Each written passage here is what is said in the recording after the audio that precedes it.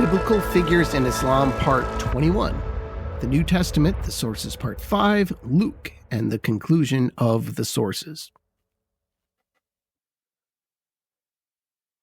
When talking about the sources of the Quran and of the Islamic Jesus, the emphasis tends to be on apocryphal gospels and various stories of the time.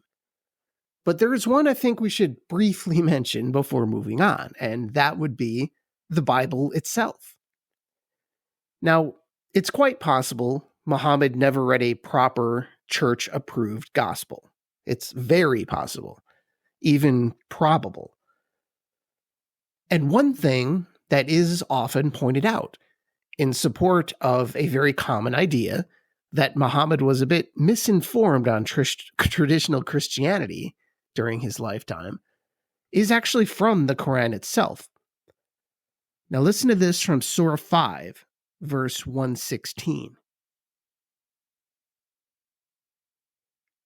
And on Judgment Day, Allah will say, O Jesus, son of Mary, did you ever ask the people to worship you and your mother as gods besides Allah?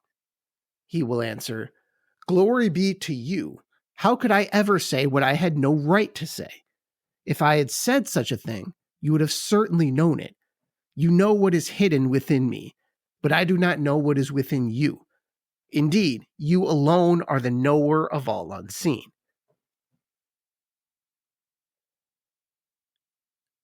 Now, you may have mentioned that part where he's saying, Jesus, did you ask the people to worship you and your mother as gods? And you might be a tad confused, thinking, wait a minute, when did Mary join the Trinity? I never got that memo. Now, sometimes, particularly among Catholics, when people outside of Catholicism look at Catholics and they think, do they worship Mary? I mean, they don't. That's veneration. But even the fiercest critics, I can't think of a single person, as much as they may hate Catholics, what they never say is those people think that Mary is part of the Trinity. But we have that here in Surah 5. And this is often used as evidence that Muhammad fundamentally misunderstood Christian doctrine. Now, that may have been true at some level, probably. But you could just as easily argue that this came with a disagreement with some of the more fanatical heretics in the area that anyone in authority probably would not call a Christian. And when you see this kind of thing, just remember, Arabia is where many of the heretics go once they're kicked out of the Christian kingdoms. And Islamic apologists may also point out here that this same language could be used when giving excessive and undeserved respect to anyone. So this isn't necessarily a misunderstanding of the Trinity, but in reality, who knows? And that's certainly a theme when it comes to Christianity in early Islam. You just don't know. And you have to be comfortable with not knowing and even just not drawing conclusions. You know, who was it that was telling Muhammad that Mary was part of the Trinity? We don't know. And the actual sources, and the people being refuted by the Quran in this instance, they're often kind of mysterious, which is why, just briefly, I'd like to touch on the actual Gospels that may have made their way into Islamic doctrine. And one in particular, that would be Luke. So, why would Luke be considered a source for Islamic stories about Jesus? It is something I've heard some talk about here and there, although the evidence is not super great. This is just something to kind of throw at you to think about. Although remember, if Muhammad had access to the Gospels, it wasn't like he had a pocket Bible or something.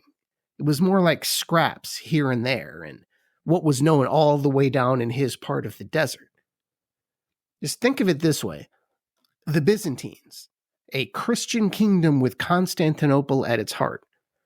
The Byzantines had the entire chicken, the whole thing.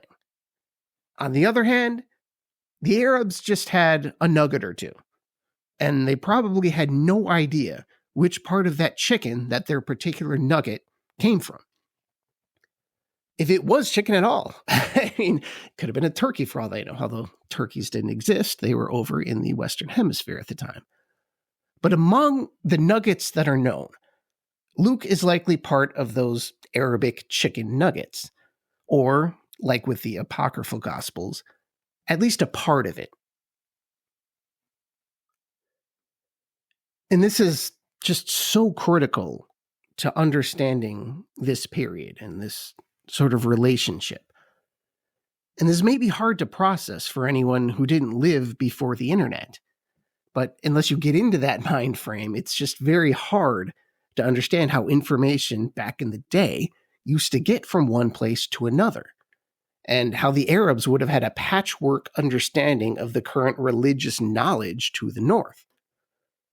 Now, back before the internet, there were two main ways you got information. Either you thought you heard it somewhere, or you looked it up physically in some kind of authoritative book, like a giant encyclopedia, or that huge book at the library called the Unabridged Dictionary.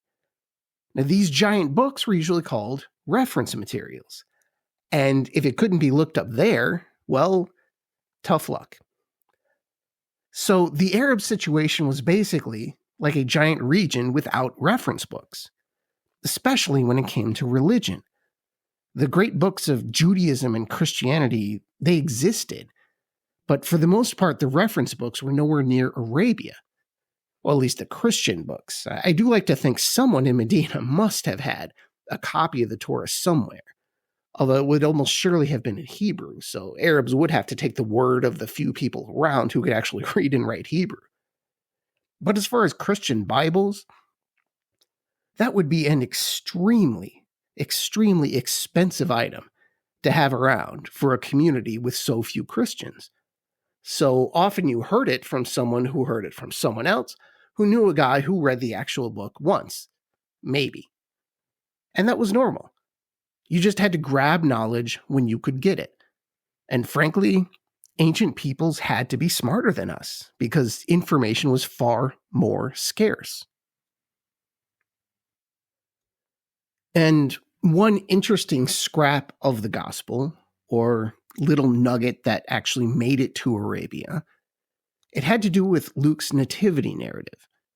You have Zechariah and all this information about Mary's family, and the many details we see in the Surah of Mary. Now, yes, the Apocrypha may have played a role in all of this, but as far as canonical Gospels, this is a pretty easy link to make, because our Christmas nativity plays would be quite short, if not for Luke. And you could arguably say the same thing about both major narratives in the Quran about Mary and the Nativity, particularly the parts leading up to the birth. They vary, not certainly, but they can be easily traced back to Luke, at least among the canonical Gospels.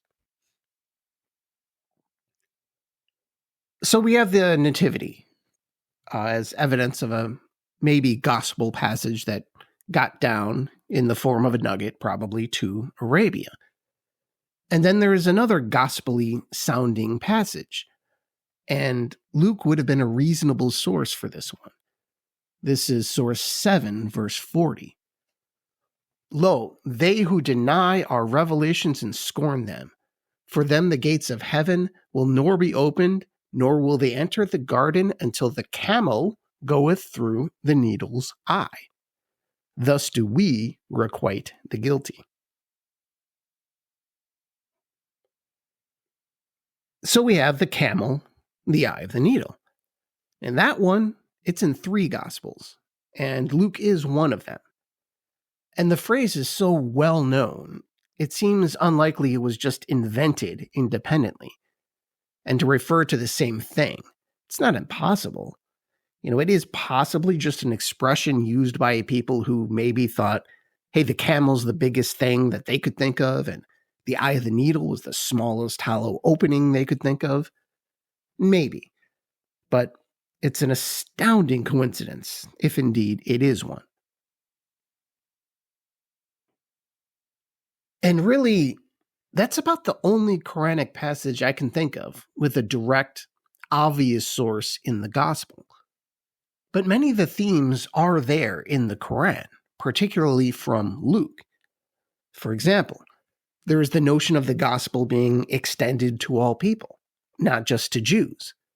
Now, Luke was the only Gentile author in the New Testament, and he's offering a universal message. Take the Good Samaritan, for example. That's Luke. And you'll see the same themes throughout the Quran. Just like the gospel does not look down on non-Jews, the Quran does not look down on non-Arabs. This is a universal message. This would be one message for all peoples. You see that so much in Luke as you see it in the Quran. And funny enough, both religions would take off after being roundly rejected by their local Jewish communities, only to find a very, very receptive audience among those who had no preconceived notions of the God of Israel. Now, the major difference, obviously, is that Jesus and his disciples were Jewish. It was a Jewish movement with a Jewish hierarchy and Jewish missionaries. Islam was never a Jewish movement. It just happened to be taking place with Jews nearby in Medina, and obviously borrowing very, very heavily from previous Jewish ideas. So you could say that in many ways, the Quran is Luke-like in spirit. But really, that's it. There just aren't many stories that are clearly lifted from the Gospels and put into the Quran, be they parables or specific narratives. You do see a few of Jesus' parables make it into the Hadith literature, or at least variations of them. There's the mustard seed, the workers of the vineyard come to mind. But like the Quranic version of, say, the Nativity or some other aspect of Jesus, in the Hadith as well, it's a hodgepodge of sources that, if they exist at all, are very hard to identify. And you don't really see anything in the Quran from the epistles either, be it Peter or Paul or even James. I have to think if early Muslims had the epistle of James handy, it would have been used extensively, but they clearly did not. And this is what makes comparing Islamic and Christian stories and doctrines so difficult. Even the greatest Muslim scholars don't know everything the Quran is referring to. Same with the background, the authoritative set of stories behind the Quran and the Hadith literature. It's just not known, either because Muhammad never considered that to be an important thing, which is probably true, but also because in all probability, an authoritative list of background stories and literature did not exist. Now, this is getting confusing. What I mean here, when I say background authorities, that would be the common set of facts and or stories that everybody agrees upon. For example, when Jesus was arguing with the Pharisees, they knew, and we know now, exactly what they were arguing about. They had a common set of facts, a background canon, you could call it. That's canon, C-A-N-O-N. A canon that was the basis of the Pharisees' arguments, and the Sadducees' arguments, and Jesus' argument, and so on. They all shared the first 5 books of the Bible, at least, and that common document was readily available. Jesus had to know the scriptures, and in these arguments, if someone just made something up, there were many, many educated people who were there to set him straight. But in Arabia, it was a much different situation. There was no clergy class that Muhammad would be arguing with. He wasn't going to the Kaaba to debate the high priest of whatever, because that didn't really exist. Anyone could make up anything they wanted to and worship it at the Kaaba. So there was no written canon, no common set of facts. And quite often, they were just slinging poetry back and forth, recalling something the other person may or may not have heard to make a point. And these were not going to be academic arguments. It would look more like a rap battle than a scholarly debate. And that goes double when Christianity was the subject. Because, as I've said here before, that maybe the people in Mecca knew some basic aspects of Christianity. But in reality, the dogmas of Christianity, as they would have been understood by Arabs of that time and place, those ideas were held collectively in the minds of a few scattered people who call themselves Christians. And in the mind of the wider world, particularly the Christian world, they probably wouldn't have even been seen as Christians. Really, if any of the 4 popes who reigned during Muhammad's lifetime had come down to Arabia, they would have freaked out. I mean, completely lost their minds if they saw what was being debated, not just from Muhammad, but from the people who claimed to be on their side. So, like I've touched on a few times in various episodes, is it really a debate between Christians and Muslims if there are no Christians?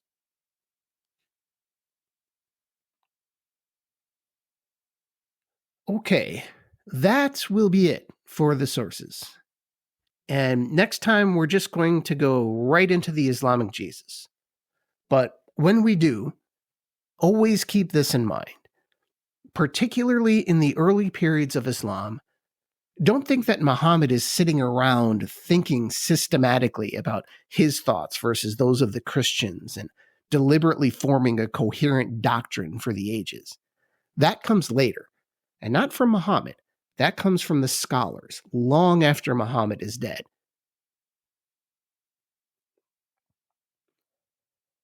And a similar principle holds with the Quran. Now, when I said the Quran is often more like a rap battle than a debate about systematic theology, that's not 100% of the time, but particularly for the early Meccan surahs, yeah, that's what it was. The idea is to defeat a specific opponent or convince a certain audience. So always keep that audience in mind and keep the situation in mind. Because sometimes through the Quran, God is giving a specific rule in light of a specific situation. This isn't like Deuteronomy. It's not a codified law being given to the people, like in its perfected form. That comes later. So when you talk about the Islamic Jesus or the Islamic anything, one major distinction is what the Quran says, and then what the later scholars say as they try to make sense of it, and to systematize it and to turn it into Islamic law and Islamic theology. And especially when it comes to Christianity, and especially when it comes to Jesus, the Quranic message is quite often mysterious and light on details, and most definitely open to interpretation. Thank you, and I'll talk to you next time. Insha'Allah.